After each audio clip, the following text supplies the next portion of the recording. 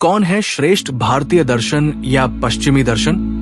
क्या पश्चिमी दर्शन western philosophy और भारतीय दर्शन इंडियन फिलॉसफी में कोई समानता है या दोनों अलग अलग रास्तों पर चलते हैं? क्या सुकरात, प्लेटो और अरस्तु के विचार श्री कृष्ण, गौतम बुद्ध और कबीर से मेल खाते हैं? नीत्शे का सुपरमैन बनाम श्री कृष्ण का स्थिर प्रज्ञ आदर्श मानव कौन है? क्या सभी दार्शनिक एक ही सत्य की ओर इशारा कर रहे हैं, लेकिन अलग अलग शब्दों में? आज इस वीडियो में हम विभिन्न महान दार्शनिकों के विचारों को गहराई से समझेंगे और देखेंगे कि उनके विचार हमारे जीवन को कैसे बदल सकते हैं। सुकरात, प्लेटो, अरस्तु बनाम श्री कृष्ण, बुद्ध, कबीर, कौन सही है? ये तुलना न केवल पश्चिमी और भारतीय दर्शन के विचारों को समझने का अवसर देती है, बल्कि ये भी दिखाती है कि दुनिया के अलग अलग हिस्सों में ज्ञान का स्वरूप किस तरह विकसित हुआ।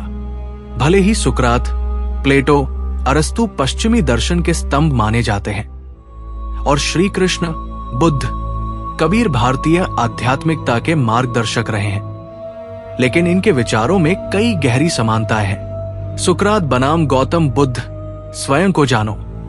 सुकरात, अपने आप को जानो, नो दाई सेल्फ। सुकरात का सबसे महत्वपूर्ण विचार था अपने आप को जानो, नो दाई सेल्फ। उनका मानना था कि इंसान को खुद की अज्ञानता का एहसास होना ही सच्चे ज्ञान की शुरुआत है।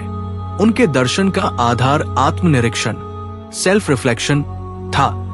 वे सवाल पूछकर, सोक्रेटिक मेथड, लोगों को उनकी अज्ञानता का एहसास कराते थे।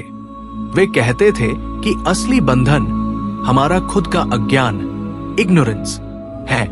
उन्होंने तर्क और चिंतन को प्राथमिकता दी। गौतम बुद्ध, आत्मज्ञान ही मुक्ति है।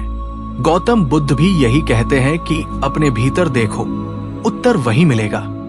उन्होंने दुख, सफरिंग के कारण को खोजा और कहा कि अज्ञान, इग्नोरेंस ही दुख का मुख्य कारण है। उन्होंने ध्यान, मेडिटेशन और आत्मनिरीक्षण, सेल्फ रिफ्लेक्शन के माध्यम से आत्मज्ञान, एनलाइटनमेंट प्राप्त करने का मार्ग दिखाया। उन्होंने 4 आर्य सत्य, 4 नोबल ट्रूथ्स और अष्टांगिक मार्ग, 8फोल्ड पाथ की शिक्षा दी। समानता, सुकरात और बुद्ध दोनों ही मानते थे कि ज्ञान, विजडम और आत्मविश्लेषण, सेल्फ रियलाइजेशन ही जीवन का असली उद्देश्य है। दोनों ने बाहरी चीजों की बजाय आंतरिक सत्य की खोज पर बल दिया। दोनों की शिक्षाएं सवाल पूछने, आत्मनिरीक्षण और अज्ञानता से मुक्ति पर केंद्रित थी। प्लेटो बनाम श्री कृष्ण, आदर्श राज्य और धर्म। प्लेटो, आदर्श राज्य और दार्शनिक राजा। प्लेटो ने अपनी प्रसिद्ध किताब द रिपब्लिक में एक आदर्श समाज, आइडियल स्टेट की कल्पना की, जिसमें हर व्यक्ति अपनी क्षमताओं के अनुसार कार्य करता है। उन्होंने फिलोसोफर किंग की अवधारणा दी, एक ऐसा शासक जो दार्शनिक हो और जनता के कल्याण के लिए कार्य करे।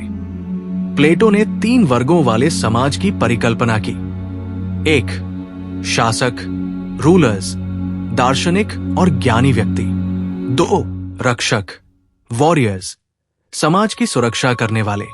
3. कर्मचारी, वर्कर्स, जो उत्पादन और व्यापार करें। श्री कृष्ण, धर्म के अनुसार कर्म। भगवद गीता में श्री कृष्ण ने कर्म और धर्म की शिक्षा दी, जिसमें उन्होंने स्वधर्म, वंस ओन ड्यूटी को सबसे महत्वपूर्ण बताया। श्री कृष्ण अर्जुन को समझाते हैं कि हर व्यक्ति को अपने धर्म, ड्यूटी का पालन करना चाहिए। वे कहते हैं, अपने स्वधर्म का पालन करना ही जीवन का परम सत्य है। उनका दृष्टिकोण व्यक्तिगत कर्तव्यों और समाज के संतुलन से जुड़ा है। समानता, प्लेटो का फिलोसोफर किंग और श्री कृष्ण का धर्म के अनुसार कर्म, दोनों का सार यही है कि एक ज्ञानी व्यक्ति ही समाज का सही मार्गदर्शन कर सकता है। दोनों की विचारधारा ये मानती है कि समाज में हर व्यक्ति को अपनी भूमिका, रोल के अनुसार कार्य करना चाहिए। प्लेटो का आदर्श राज्य और श्री कृष्ण का धर्म आधारित समाज, दोनों ही सही व्यवस्था, ऑर्डर और संतुलन, बैलेंस पर बल देते हैं। अरस्तु बनाम गौतम बुद्ध, संतुलन और मध्य मार्ग। अरस्तु, गोल्डन मीन। अरस्तु ने जीवन में संतुलन, बैलेंस और मध्य मार्ग, मॉडरेशन का महत्व बताया। उन्होंने गोल्डन मीन का सिद्धांत दिया, जिसमें उन्होंने कहा कि किसी भी चीज की अति नहीं होनी चाहिए। उदाहरण, वो बहुत अधिक साहस मूर्खता, वो बहुत अधिक डर कायरता, वो लेकिन इन दोनों के बीच का संतुलन ही गुण, वर्चू है। गौतम बुद्ध, मध्य मार्ग, मिडल पाथ। बुद्ध भी कहते हैं कि अति किसी भी चीज की अच्छी नहीं होती। उन्होंने कठोर तपस्या, एक्सट्रीम ऑस्टेरिटी और भोगवाद, एक्सट्रीम इंडल्जेंस, दोनों को अस्वीकार किया। उनका मार्ग था मध्य मार्ग, मिडल पाथ, जिसमें संतुलित जीवन पर जोर दिया गया। समानता। अरस्तु और बुद्ध दोनों ही मानते थे कि अति सर्वत्र वर्जयेत, किसी भी चीज की अधिकता हानिकारक होती है। दोनों का दर्शन संतुलन, बैलेंस और संयम, मॉडरेशन पर आधारित है। दोनों ने यह भी कहा कि मनुष्य को अपने गुणों और दोषों में सामंजस्य, हार्मनी बनाकर चलना चाहिए। कबीर बनाम सुकरात, सीधा सत्य या जटिल तर्क। कबीर, साधारण भाषा में गहरा ज्ञान। कबीर भारतीय संत परंपरा के सबसे प्रमुख विचारकों में से एक थे। वे सीधे, व्यावहारिक और कटु सत्य बोलते थे। उनकी वाणी समाज की रूढ़ियों और खोखली परंपराओं के खिलाफ थी। उदाहरण, पोथी पढ़ जगमुआ, पंडित भया न कोय, ढाई आखर प्रेम का, पढ़े सो पंडित होए। किताबें पढ़ने से कोई विद्वान नहीं बनता, असली ज्ञान प्रेम में है। सुकरात, प्रश्न पूछो, तर्क से समझो। सुकरात का तरीका था, शंकाएं उठाओ, सवाल पूछो और सत्य को खोजो। वे गहराई से विश्लेषण, एनालिसिस और तर्क, लॉजिक में विश्वास करते थे। अंतर, कबीर सीधा, सरल और व्यावहारिक ज्ञान देते थे। सुकरात तर्क और प्रश्नों के माध्यम से सत्य की खोज करते थे। कबीर का ज्ञान अनुभव आधारित था, जबकि सुकरात का ज्ञान बौद्धिक विश्लेषण पर केंद्रित था। निष्कर्ष, कौन सही है? सुकरात, प्लेटो, अरस्तु और श्री कृष्ण, बुद्ध, कबीर, सभी के विचार अपने अपने संदर्भ में सही है। सभी ने जीवन को समझने और बेहतर बनाने की कोशिश की, चाहे वो आत्मनिरीक्षण हो, समाज का संगठन हो या संतुलन का सिद्धांत हो। इन दार्शनिकों में समानताएं भी है, जो ये दिखाती है कि सत्य एक ही है, बस उसे समझने और व्यक्त करने के तरीके अलग अलग हैं। सत्य एक है, लेकिन उसे पाने के मार्ग अनेक हैं। नीत्शे का सुपरमैन बनाम श्री कृष्ण का स्थिर प्रज्ञ, आदर्श मानव कौन है? मनुष्य का सर्वोच्च विकास क्या है? क्या ये बाहरी शक्ति, उपलब्धियां और दुनिया पर विजय पाने में है, या आंतरिक शांति, संतुलन और आत्मबोध में? ये प्रश्न ही नीत्शे और श्री कृष्ण के विचारों के बीच मूल अंतर को दर्शाता है। नीत्शे का सुपरमैन, यूबरमेंश, शक्ति और आत्म विकास का विचार। सुपरमैन, यूबरमेंश की अवधारणा। नीत्शे का विचार था कि मनुष्य को अपनी सीमाओं को तोड़कर एक श्रेष्ठ मानव, सुपरमैन यूबरमेंश बनना चाहिए। ये आदर्श व्यक्ति भीड़ की मानसिकता, हर्ड मेंटालिटी को अस्वीकार करता है और अपने नियम खुद बनाता है। वो धर्म, नैतिकता और परंपराओं की बेड़ियों को तोड़कर अपने स्वयं के मूल्यों, सेल्फ क्रिएटेड वैल्यूज को अपनाता है। भगवान मर चुके हैं। नीत्शे की क्रांति। नीत्शे ने कहा था, गॉड इज डेड, भगवान मर चुके हैं। उनका अर्थ ये था कि पारंपरिक नैतिकता और धर्म अब लोगों के विकास में बाधा डाल रहे हैं। वे मानते थे कि जो लोग अपनी आंतरिक शक्ति को पहचानते हैं, वे ही खुद को विकसित कर सकते हैं और दूसरों के ऊपर शासन कर सकते हैं। सुपरमैन की विशेषताएं। एक स्वतंत्रता, फ्रीडम, वो सामाजिक बंधनों और नैतिक नियमों से मुक्त होता है। 2, सृजनशीलता, क्रिएटिविटी, वो अपनी स्वयं की नैतिकता और नियम बनाता है। 3, शक्ति, पावर, वो शक्ति और महत्वाकांक्षा से भरा होता है। 4 दृढ़ संकल्प, डिटर्मिनेशन। वो हार नहीं मानता और दुनिया को अपनी शर्तों पर जीता है। नीत्शे का संदेश, दुनिया पर राज करने के लिए पहले खुद को शक्तिशाली बनाओ। नैतिकता और परंपराएं केवल कमजोरों के लिए होती है। केवल वे ही श्रेष्ठ बनते हैं जो अपनी सीमाओं को तोड़ते हैं। श्री कृष्ण का स्थिर प्रज्ञ, स्थिता प्रज्ञा, आत्मसंयम और शांति का मार्ग। स्थिर प्रज्ञ का अर्थ, भगवद गीता के अनुसार स्थिर प्रज्ञ वो व्यक्ति है जो सुख दुख, लाभ हानि और मान अपमान में स्थिर रहता है। वो अपने मन और इंद्रियों पर नियंत्रण रखता है और बाहरी दुनिया से प्रभावित नहीं होता।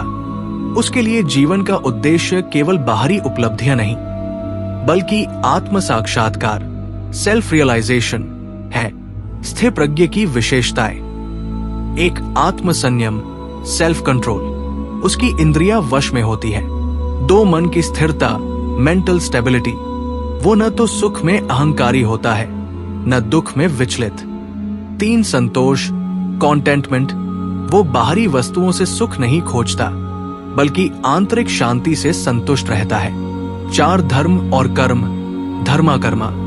वो अपने कर्तव्य का पालन करता है लेकिन फल की चिंता नहीं करता।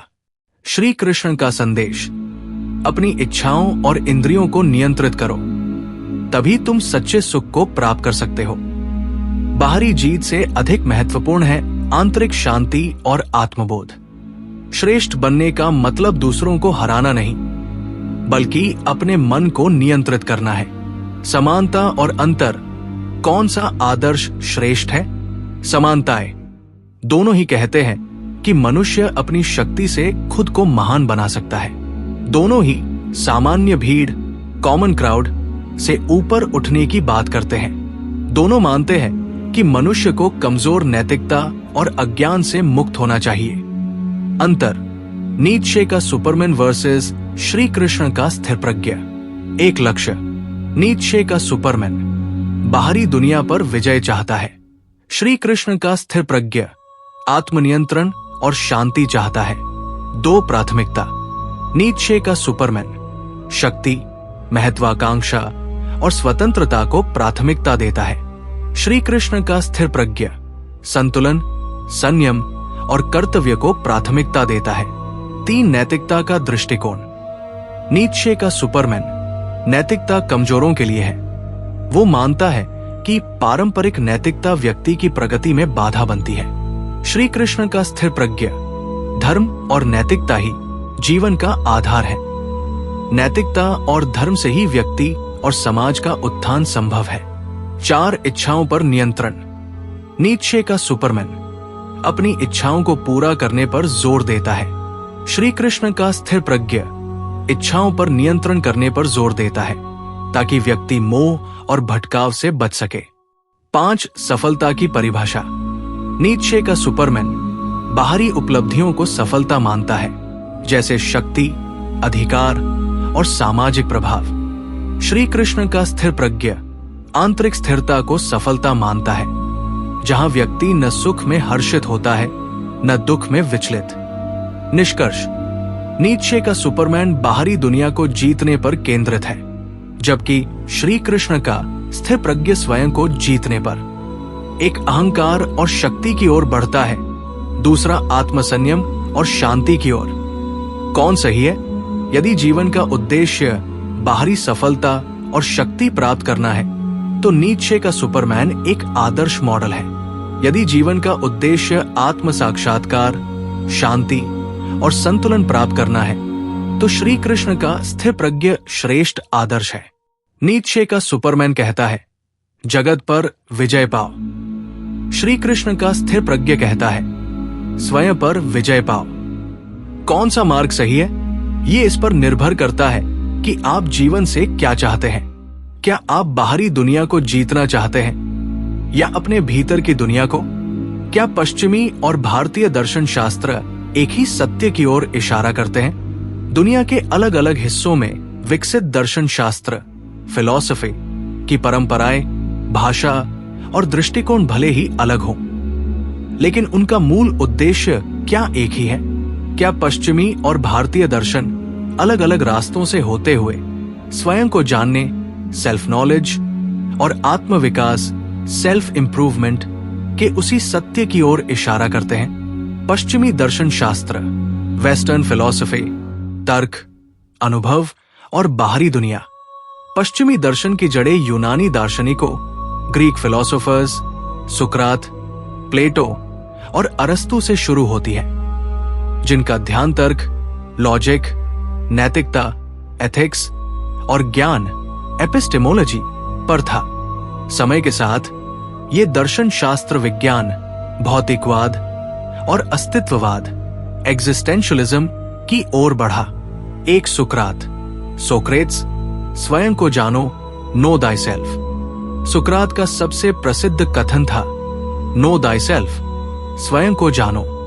वे मानते थे कि सच्चा ज्ञान वही है जो व्यक्ति को अपनी अज्ञानता का एहसास कराए। उन्होंने आत्मनिरीक्षण, सेल्फ रिफ्लेक्शन पर जोर दिया, जो भारतीय योग और ध्यान की परंपरा से मिलता जुलता है। दो प्लेटो, आदर्श राज्य और आत्मा का विचार। प्लेटो ने द रिपब्लिक में एक आदर्श समाज, आइडियल स्टेट की कल्पना की, जो कर्म और स्वधर्म, ड्यूटी की गीता में दी गई अवधारणा के समान है। वे मानते थे कि आत्मा, सोल, अमर है और उसका अस्तित्व शरीर से परे है, जो पुनर्जन्म, रीइंकारनेशन की भारतीय धारणा के करीब है। 3 अरस्तु, मध्यम मार्ग, गोल्डन मीन। अरस्तु का सिद्धांत था कि किसी भी चीज की अति बुरी होती है।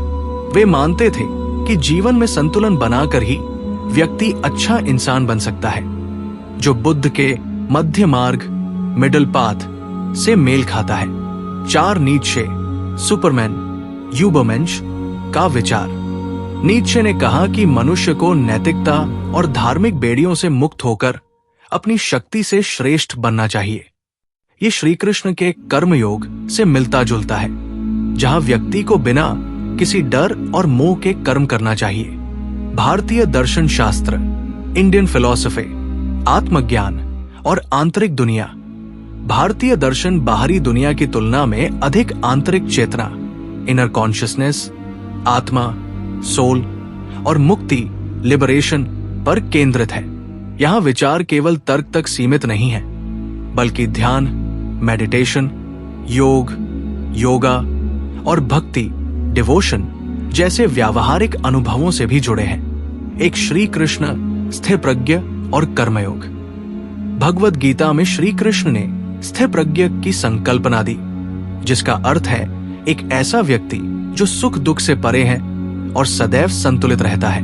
उनका कर्मयोग, पाथ ऑफ एक्शन, नीत्शे के सुपरमैन की तरह ही कर्म करने और फल की चिंता न करने पर जोर देता है।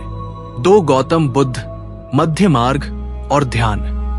बुद्ध ने मध्य मार्ग, मिडल पाथ का सिद्धांत दिया, जिसमें अत्यधिक कठोरता और अत्यधिक भोग दोनों से बचने की बात कही गई।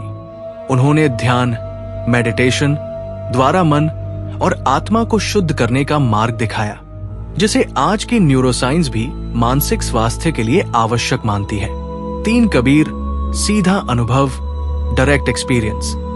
संत कबीर बाहरी धार्मिक कर्मकांडों के बजाय आत्मानुभव पर जोर देते थे। वे कहते थे कि मुंह को कहां ढूंढे रे बंदे, मैं तो तेरे पास में, यानी ईश्वर तुम्हारे भीतर ही है। क्या दोनों दर्शन एक ही सत्य की ओर इशारा करते हैं? पश्चिमी दर्शन वर्सेस भारतीय दर्शन। एक ज्ञान का आधार। पश्चिमी दर्शन तर्क, लॉजिक और अनुभव, एम्पिरिसिज्म पर आधारित। भारतीय दर्शन ध्यान, मेडिटेशन और आत्मज्ञान, सेल्फ रियलाइजेशन पर आधारित। 2 अनुसंधान की दिशा।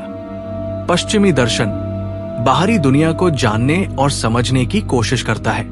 भारतीय दर्शन आंतरिक दुनिया को जानने और आत्मज्ञान पाने की कोशिश करता है। 3 विषय वस्तु। पश्चिमी दर्शन भौतिक जगत की व्याख्या करता है, सृष्टि, पदार्थ और चेतना के वैज्ञानिक विश्लेषण पर ध्यान देता है।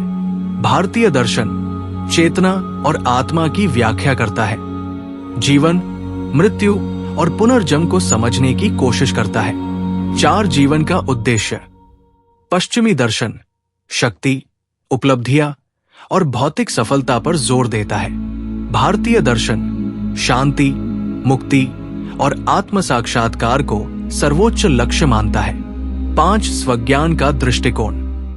पश्चिमी दर्शन स्वयं को जानो, सुकरात। व्यक्ति को अपने विचारों और तर्कों से अपने अस्तित्व को समझना चाहिए। भारतीय दर्शन अहं ब्रह्मास्मि, उपनिषद। आत्मा और ब्रह्मा की एकता को महसूस करना ही परम ज्ञान है। 6 संतुलन और नैतिकता। पश्चिमी दर्शन मध्यम मार्ग, अरस्तु। संतुलन ही सद्गुण है, अतिवाद से बचना चाहिए। भारतीय दर्शन मध्य मार्ग, बुद्ध। सुख और कठोर तपस्या, दोनों की अति से बचते हुए संतुलन बनाए रखना चाहिए। निष्कर्ष। पश्चिमी दर्शन भौतिक और बाहरी जगत की खोज पर केंद्रित है, जबकि भारतीय दर्शन आंतरिक शांति और आत्मज्ञान की ओर अग्रसर है। दोनों के लक्ष्य भिन्न हैं, लेकिन अंतिम सत्य की खोज में दोनों का योगदान महत्वपूर्ण है। अंततः दोनों ही दर्शन आत्मबोध, सेल्फ रियलाइजेशन की ओर ले जाते हैं। एक बाहरी दुनिया के माध्यम से स्वयं को खोजने का प्रयास करता है, जबकि दूसरा आंतरिक ध्यान से स्वयं को जानने पर जोर देता है। दोनों का अंतिम लक्ष्य यही है। मनुष्य को खुद को जानना चाहिए और खुद को बेहतर बनाना चाहिए। तो क्या पश्चिमी और भारतीय दर्शन एक ही सत्य की ओर इशारा करते हैं? हाँ, लेकिन रास्ते अलग अलग हैं। एक तर्क और बाहरी दुनिया के माध्यम से आत्मबोध की खोज करता है, जबकि दूसरा ध्यान और आंतरिक अनुभव के माध्यम से। लेकिन दोनों का निष्कर्ष यही है, स्वयं को जानो और स्वयं को विकसित करो। निष्कर्ष। महान दार्शनिकों के विचार सिर्फ किताबों तक सीमित नहीं, बल्कि हमारे जीवन को बदल सकते हैं। बुद्ध और सुकरात दोनों कहते हैं कि ज्ञान ही मुक्ति का मार्ग है। श्री कृष्ण और प्लेटो दोनों मानते हैं कि एक ज्ञानी व्यक्ति ही समाज का मार्गदर्शन कर सकता है। अरस्तु और बुद्ध दोनों कहते हैं कि संतुलन ही जीवन का सबसे महत्वपूर्ण नियम है। नीत्शे और श्री कृष्ण दोनों मानते हैं कि मनुष्य अपनी सीमाओं को तोड़कर खुद को बेहतर बना सकता है। अब सवाल आपसे, क्या आप मानते हैं कि पश्चिमी और भारतीय दर्शन एक ही सत्य की ओर इशारा करते हैं? आप किस दार्शनिक के विचारों को सबसे ज्यादा मानते हैं? अगर ये वीडियो आपको पसंद आया हो तो लाइक करें, कमेंट करें और शेयर करें।